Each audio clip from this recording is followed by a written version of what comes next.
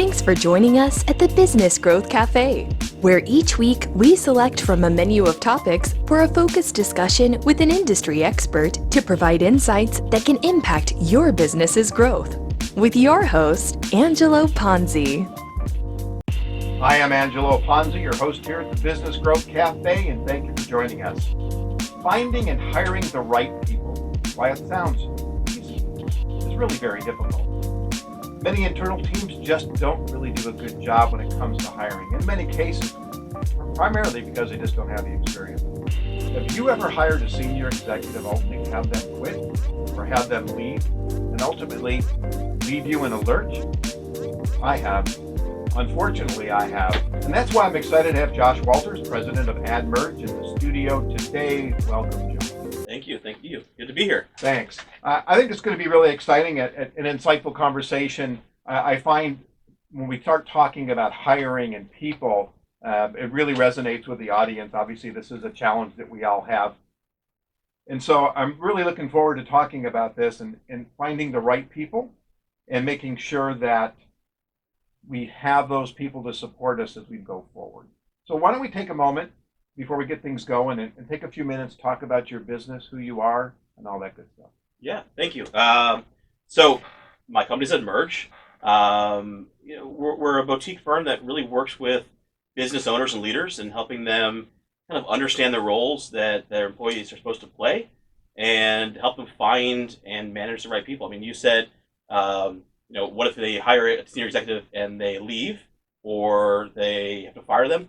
What if they don't leave? What if they stay and don't perform? Right? So, it's not just finding the right person. It's making sure that they perform, that we can get the most out of them, that they do stick and engage and are not looking, because most people take a job and are looking. So, ultimately, at the end of the day, is how do we help business owners and leaders understand their people, get the most out of them, and frankly, enjoy having employees versus being a chore. We both own businesses, and hiring employees is great. Managing them can be a pain, and we don't want that. That shouldn't be the environment that we have. So that's kind of my objective is how do we enjoy having employees and getting more out of them. And I think we're going to talk about this more, but I think you hit on it, is this process that I have found over the years that in most situations, especially in small to medium-sized businesses, they're just not equipped. They haven't done it enough, and they don't really understand the process. I literally worked for a company one time, and I found myself always in the interviewing sessions, and I was interviewing IT people and HR people and marketing people, which I should be. And then I would find that the leadership of the company would walk in and they'd be looking at the resume where they're walking through the door, and there's just no way they're going to have a real confident and structured interview. And so it was always very confusing, but I found that more often than not. Right. Well, when you interview somebody, all you have is who walks in the door and their resume. And so you have the perception of what they wear, how they communicate, what you see, and then perceptions you make about the resume. But that's what you see. And so you can prep more by doing, some investigation. Look at their LinkedIn, look at their background. Those are all good, and it's more data than you had if you just started before the interview. But ultimately, you're still looking at outward perceptions. And so you're not getting any real under the kimono peaks. You're not getting any real detail of the person. Right. There was a situation where I was being considered for a fractional chief marketing officer job. And I started to tell you this story, then ended up as chief strategy officer. But the CEO called me and said, I have a meeting with my agency in a couple days. Would you be willing to come to the meeting? And so I went to the meeting, and I was sitting there thinking to myself, I'm not sure how much they want me to participate. And being a marketing guy and thinking to myself, I can't keep quiet.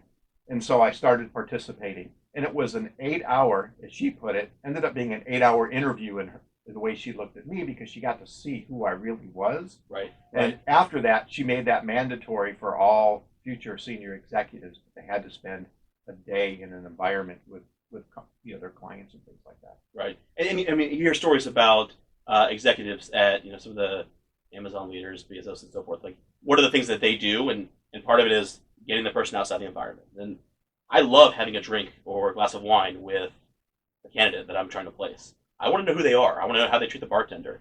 How do they treat people around them? Are they going to hold the door naturally, or are they going to do it out of respect because they feel like I'm going to give them a job? You can see that in people's attitude. Mm-hmm. Like, those are all things you're looking for.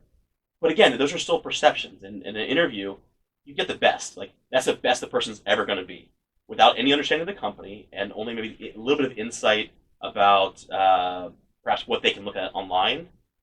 That's the best you're going to see of that employee. So if you don't like that, there's some issues going on. Yeah.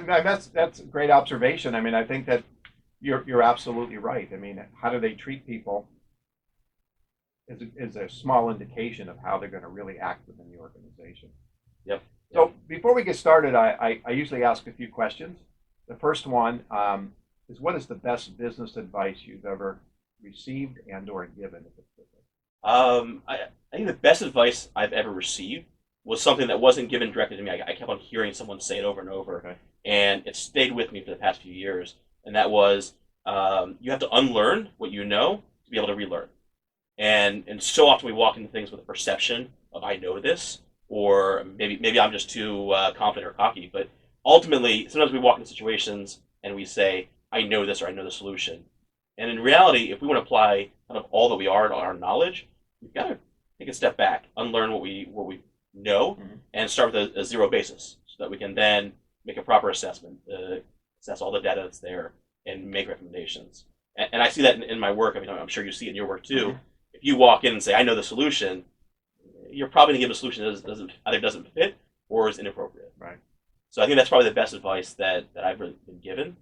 Another question was best advice that I give. That you give.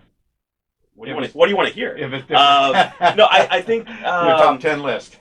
I think the best advice I can give to anyone is just care about your work. I mean, if you don't care, if you can't really care enough that you're emotionally and fully engaged, you're not going to give your best.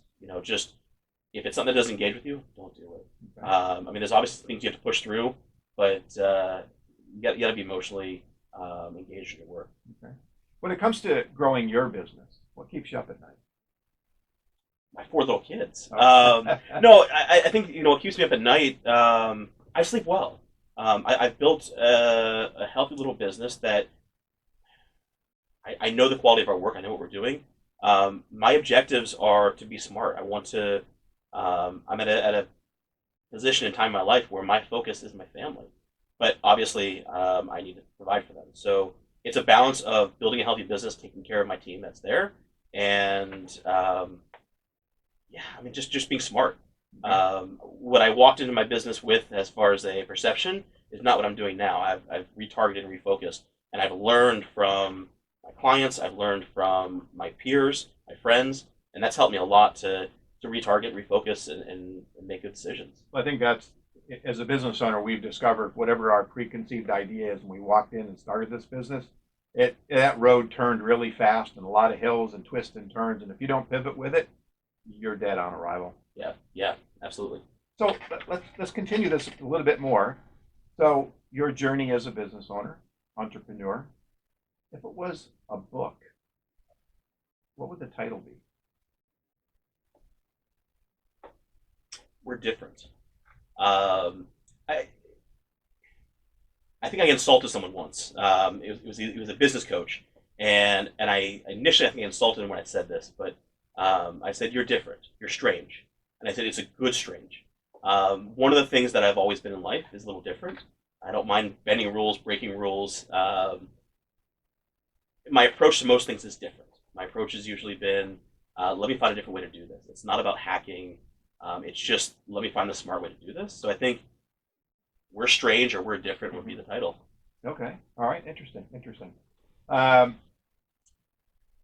Let's talk a little bit about then. It's I've had PR people, talent acquisition. I've been involved in that. This chief strategy officer job I was telling you about, part of my job ended up being actually running HR and talent acquisition, which is something I'd never really done before. And it was just really interesting to see the dynamics within that group and thinking about the hiring process and things like that, looking at job descriptions and interviewing techniques.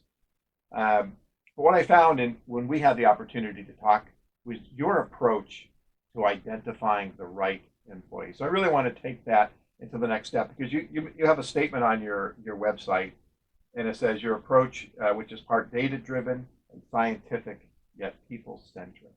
So I'm going to turn this over to you for a few minutes. Let's talk a little bit about your approach and finding the right and hiring the right people. Right. So I think it starts with understanding the role in the first place.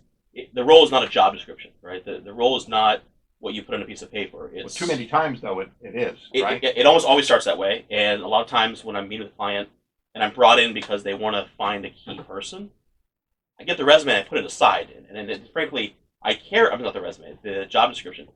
I care about it because it's obviously their perception of the role. But I want to dumb it down and get really, really simple and say, why does the position exist, and what is the measurement of success? And I feel like we don't normally think of our positions in that way. If I'm searching for a CFO, what is the reason I need a CFO? Is it because there's a place in the org chart, or is it because I actually need a function for someone who is strategic, understands finance, accounting, and can give me advice about the future? That's why I need a CFO. It's not because there's a role in the org chart. So we have to dumb it down a bit and understand why it exists. And then two, how do we measure that person's success? If we haven't figured that out, you're setting the person up for failure, or at least you're setting them up to hit a moving target. And that's what I guess I get concerned about a lot of times. So that's the initial part. And so that's the people focus initially on why does this position exist in your company? And it's not about what is this role in another company? What is it in your company? Okay. A lot of the clients I work with aren't huge. They're 50 to several hundred employees. Roles don't always have the same thing. Like a salesperson is not a salesperson, not a salesperson. It changes in every environment. And the same goes with almost every other role. So my approach is let's define the role really well. Let's define why it exists. And then from there, let's actually create the benchmark for what's ideal. Like, what do I have to have in that position? What do they have to do? And most companies can figure that piece out on their own. What I usually basically handhold them through, and essentially, in the end, I want to educate them on is how do we look at the behaviors of that role? Is this a role of compliance? And if so, what's the behavior behind compliance? Is it creating structure or is it following structure? Those are two different things. Not most people don't do well at both. They usually do really well at one or the two, and the other one they either have to fake it or they need help doing it. So if I need someone to be in a compliance role, what is that role really doing? Are they creating compliance or are they following? If you're managing people, do I need someone that is actually going to inspire people, or do we need someone that can step into someone's shoes and you're not getting it done, let me help out, or do I need to inspire someone to get the job done? Okay. So really then, your first step is to evaluate the real need within the organization. So if I'm talking to my audience today, lesson number one is to really define what that position, not the job, but the position really needs to accomplish. Right. Okay. Now let's take it a little bit further because I'm always conscious of time because these things go by really fast. Is the scientific part. Now you had me go through some of it, and I got to see, how my criteria kind of laid out and the kind of person I am and the way I would react to certain situations. So let's dig into that a little bit more because that's the part I find with the need, what you need to accomplish, and now we take it scientifically because that's the part that I feel that we always go on our gut, right? And you kind of take it away from, as I always say, let's get out of the boardroom, quit talking to yourself, let's go talk to the customer. Right. In this situation, you're kind of doing the same thing. So you're perfect, like Angelo, you are perfect. I thank you. I know I am. Yep. I love it. And you're perfect until we put you in context, right? You're perfect has what you are. The minute we put you in context of being a husband, you're imperfect, right? You have gaps. Mm-hmm. You have areas where you're not the perfect husband. You're talking to my wife again. We had a conversation. In your role as a fractional marketing officer, right? That's a really key role. You're perfect until we put you in context of something else. The same thing with people, right? We don't know the context of who they are. So our approach, and you took the predictive index, it's one of our key tools that we use. It's a 5-minute behavioral assessment, and it allows us to get a true look under the kimono, really what's happening behind the person. So what drives them, what motivates them, what is their make of their character.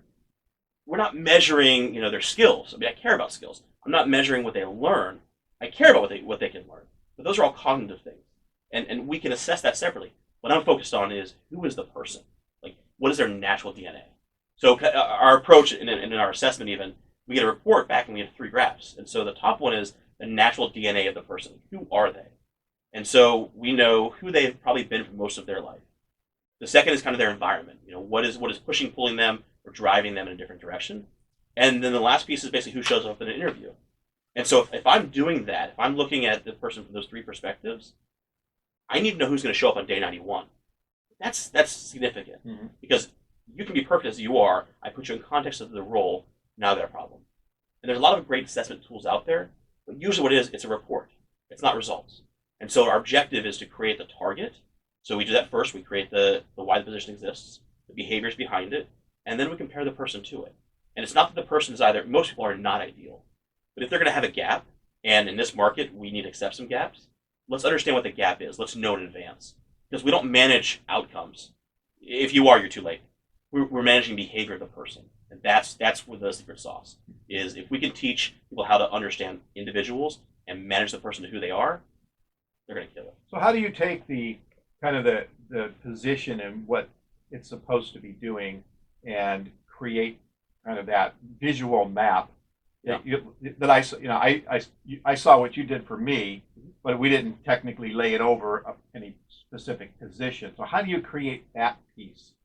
So in our kind of software platform, we create that benchmark. So through a set of questions, behaviors of the job, and it's really simple. It's almost disgusting how simple it is, but we're checking boxes to understand: does this person need to manage other people? Okay. Do they need to inspire them?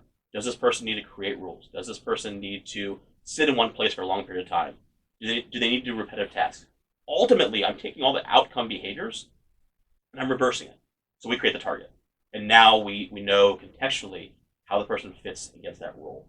So that's the benchmark. It's silly how easy it is, but ultimately we've got a data-driven approach to who the person is in the role ideally, and then we compare every candidate, as opposed to waiting to the very end and saying, before I hire you, I want to see your assessment. Nonsense. I want to see every single applicant. Because in this environment where you have skinny resumes, you have a lot of people who are leaving companies quickly, and you got a lot of young professionals in the environment, they don't have the experience. So I need to know, first of all, not can they do the job? That's a skill and cognitive piece. I want to know, will they do the job, and will they do it for a long period of time? Okay. And so this idea of repeatable and scientifically validated, because of this process, it is very, because it is a repeatable process. So everybody is apples to apples versus in most interview situations, it's apples, it's oranges, depending on I had a bad morning, I didn't drink enough coffee or whatever it happens to be, right? Right. Put all that on a level playing field. I want to get rid of the I thinks and I feels. When you meet a candidate or you have an employee that you've inherited because you've come into a company, I want to get rid of the I think or I feel this person is this or that. I'd like it to be this person is or is not. Okay. All right. So you've been doing this now for several years. Give me a story. Give me a positive story, an example of the implementation of this program. I've got several that are fun, but ultimately I think one that's recent, and I just appreciate it because it's a close friend of mine. She turned to me and trusted and said, listen, I've tried to fill this role several times, and maybe I'm not doing it right. And so it's a project management and creative agency, so it's something you can speak to. Mm-hmm. And we tried to dumb it down a bit, and she's looking for a project manager. And typically that's someone who, manages projects. In her company, a project manager functions differently. A project manager is basically client-facing. Well, that's not all project managers. No, not at all. Right? And not so, my agency. Right, and this is her environment. So now we're looking at the context of her company. I'm coaching her through the process of making the right decision about that individual and knowing that if you're going to bring this person in, and this person, frankly, is really sharp, has a good background, and fits really well, but let's know what you need to manage. You need to manage the behavior. And so I've given her the tools, and while this person's a fantastic business leader and been very successful, this is an area that's been a plague for her. And we've solved that. We've made it really easy to make a decision and now know how to manage the person coming in. But my approach is really not to handhold. My approach is to understand that my clients know their business better than me. I'm smart, but I don't know their business. Mm-hmm. My objective is to teach them how to understand people and how to use the data from our platform to manage their people and get the best results. Okay. Give me an example when it didn't work. I've had some people that will make a decision based upon the data only, and they're leaving out the entire skill piece of it. So what I don't want to do is replace their approach. What I want to do is augment it. Because if you're just using a resume, first of all, there's some fabricated material, but what I want to do is make sure that we understand the skills still matter. Background experience, those still matter. But ultimately, I want to make it a more predictable result, so that we're taking as much risk out of it. We're making a hiring decision or even a management decision. Okay. All right. So one of the things on your website, and I'm getting flash fingers over here. See, it's already coming to an end. Crazy. You also, besides the tools and services, you also have a place on your website that talks about interim placements. And of course, that's near and dear to my heart because that's what I am, an interim fractional person. So how does the shape of your business really, for where do you spend your majority of your time? Because we've known each other for 6 months now or something like that. And I know at one point in time you talked about it, but you really spend most of your time over here. Yeah, my time is spent where the problem and need is at, right? When I'm usually brought in and referred to my clients by another advisor, or they hear me, a speaker present somewhere. They come to me with an issue, and I'm looking at, if I've got 3 tools, either these 3 solutions fit it or they don't. And so the fractional role, I think, is really critical. I have a fractional business where I place executives into organizations for either part of a transaction, because I do a lot of M&A work. But a lot of times it's, if there's a need, let's fill it with fractional if that makes sense. Let's bring in the right resources now. I actually, a good example. So one of my clients that I'm working with right now, we're looking for a head of operations. And they said, this is someone that needs to design processes and then manage the processes to completion. And I'm like, great. How much process design they're doing? Well, only until we get it right. I'm like, okay. So let's divide this position a little bit. Let's only take the part that matters, right? The part that matters is managing the process to completion. And let's bring in a proper resource as a fractional individual to design processes. So that's what I brought into the client. I've given them a great resource to help them with process design and document the processes. I brought in a really awesome rock star who's going to run operations and basically drive the things home. So it's a cool marrying of the two. Ultimately, I've created a little ecosystem that feeds each other. That's not the intent. The intent is really to solve problems and have some other resources beyond just my expertise and my tools. Okay. So it's just another resource tool that, based on where the client is and their needs and wants, Right. you're the supplier. So last question. We've covered a bunch of different topics, and again, this flew by, very interesting, and I encourage everybody to go to your website, and we're going to give them that information in a second. But obviously the concept of my show is about business growth and small businesses and medium-sized businesses growing. So what are 2 suggestions can you make that you would give to the audience about helping to make sure they stay on the right road, the straight road to business success?